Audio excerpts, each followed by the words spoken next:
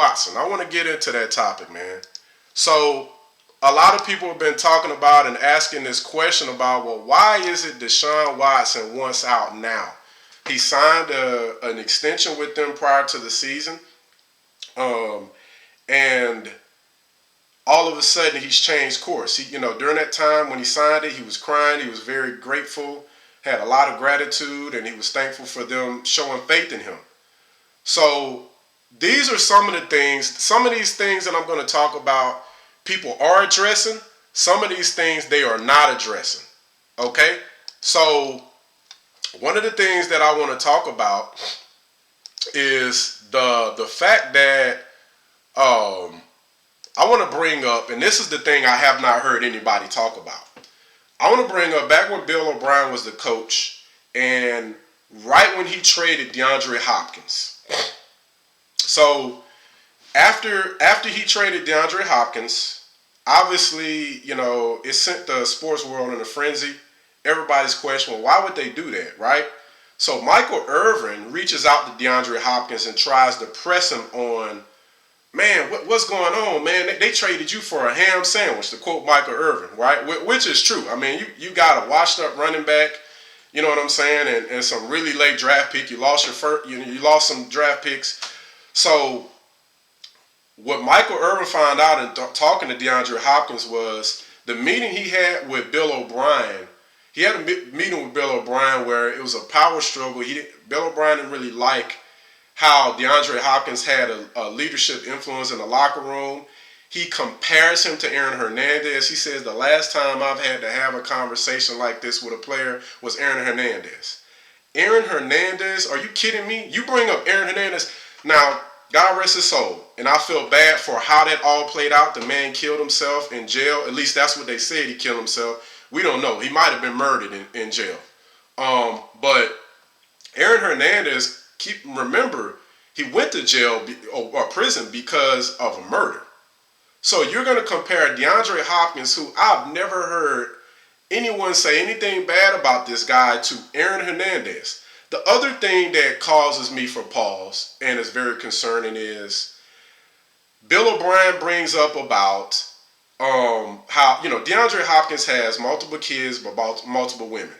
And so he basically talks about how he doesn't like how, his baby mamas and stuff is around the facility or around the practice or all those types of things. Now, Bill O'Brien might be a douchebag, but something like that, I feel like the coach has way too much to worry about than something like DeAndre Hopkins' baby mamas. To me, that sounds like that's something coming from ownership. I believe ownership told him to address that. Or it could have been Easterly. It could have been Easterly that said that. It could have been him. Andre Johnson made a comment about Easterly. And I'm going to read you what his tweet said. All right? He said that if I'm Deshaun Watson, I will stand my ground. The Texas organization is known for wasting players' careers. Since Jack Easterby has walked into the building, nothing good has happened in or for that organization. For some reason, someone can't seem to see what's going on. Pathetic. So now Jack Easterby is the executive vice president of football operations. So this is what the biography or what they say. If you go to the team's website, it says Jack Easterby was named executive president of football operations on January 28th of 2020, being promoted to the role after joining the Houston Texans as executive vice president of team development in April 2019. In his role, Easterby manages all football operations and directs the overall culture of the organization. All right? So just keep that in mind. We're talking about culture. We're talking about different things. So that's one issue that I'm going to bring up, and it's one that no one's talking about.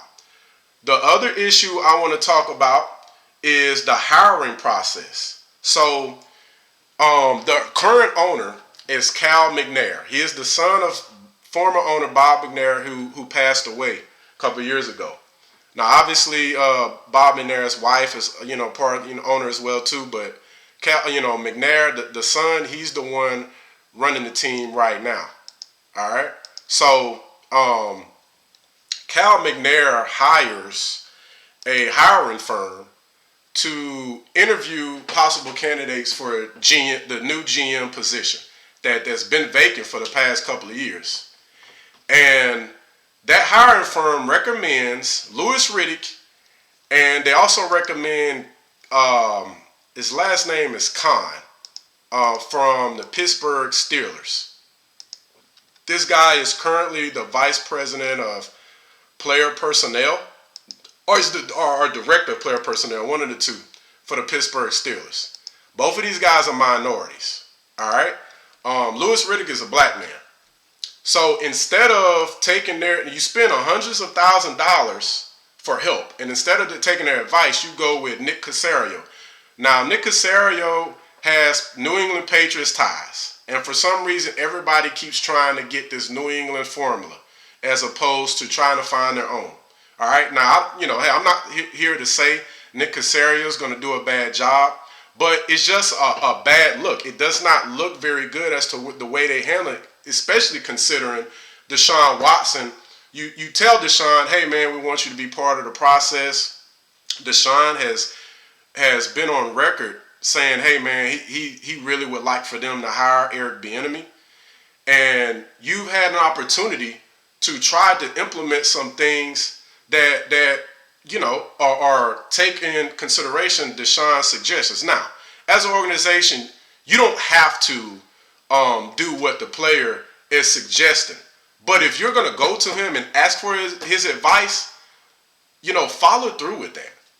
And so they pass over the minorities for another, for Nick Caserio, which is fine. Hey, that's their prerogative.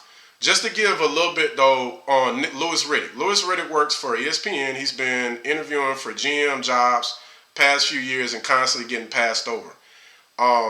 Louis has a background in both playing in the NFL, and also he was a scout for the Redskins, got promoted to director of player personnel. Then he was a scout for the Eagles, and he got promoted to director of player personnel for the Eagles, and that was during the time that Andy Reid was still with the Eagles. So just keep that in mind, man. That's why you hear him talk a lot about Andy Reid and some of those guys within the Chiefs and the Eagles organization, because he has good relationships with those guys. He's worked with a lot of them. So that's why you hear Louis talk about that. And Louis is qualified, regardless of him not getting any job, GM jobs, he's actually qualified for that position. But the other thing that's really concerning for me is that the Texans, instead of interviewing Eric Bieniemy during that window of opportunity to interview him, they don't even bring him in. All right, they're the only team that had a vacancy that didn't even interview him. And then after the press is hammering him, and Deshaun Watson is the cryptic tweets and everything, not answering their phone calls. Now all of a sudden they want to try to bring him in for the interview. Well, you can't bring him in until the Chiefs get knocked out of the playoffs or the Super Bowl is over with. If they win they go to the Super Bowl. So they're really taking a reactive approach in this point. And so I bring all of these things up because there's one thing that all of these little elements are things that I'm talking about point to. And it seems like the organization does not view black men in the proper light. All right? There's certain tea leaves that seem like they're not quite on the up and up, or view black men as equal in terms of, black men are minorities in particular as equal as your majority, which is a Caucasian or white man. Another thing that I almost forgot to bring up about is something that Bob McNair, to further illustrate my point. All right. Now I mentioned that his son is running the team, but back when the protest for the national anthem was going on, Bob McNair made a statement and said, we can't have the inmates running the prison. All right? And he doubled down on that with the Wall Street Journal. This is what he said. He regrets apologizing for that statement. All right? So just keep all that in mind. That didn't sit well with a lot of players, including DeAndre Hopkins and Deshaun Watson, but guys moved on. So, again, this is not for me to try to talk about everybody's races and all that type of stuff.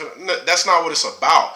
I'm just giving you a different angle as to the angle that no one's talking about, and I would not be surprised if we find out sometime in the offseason that there's truth to that, and maybe that'll start to come about. So, again, man, they got a lot of work to do, but I don't think, Deshaun Watson, I believe, had his last days in Houston, and for them, the best thing they can do is try to conduct a trade before the NFL draft, because after that point, then you're not going to be able to acquire any assets for 2021 season. You're going to be looking forward to the future. So if they drag it out, hey man, they may try to play chicken and see if Deshaun will give up, but that's why Andre Johnson said Deshaun should hold his ground. And I think something you should really pay attention to when Andre Johnson says something like that, somebody that doesn't ever say anything. I mean, we've heard former players that played against him say, man, I've never heard this guy's voice, all right? This man ain't tweeted anything personally himself outside of ads for the past 2 years. And this is the first tweet he has? Come on, man. You got to listen to that, bro. Like, regardless of what you want to believe, there's something to it, all right? So there's a lot of things that they need to work on, but from the outside looking in, they really look like they're going to become the New York Knicks of the NFL.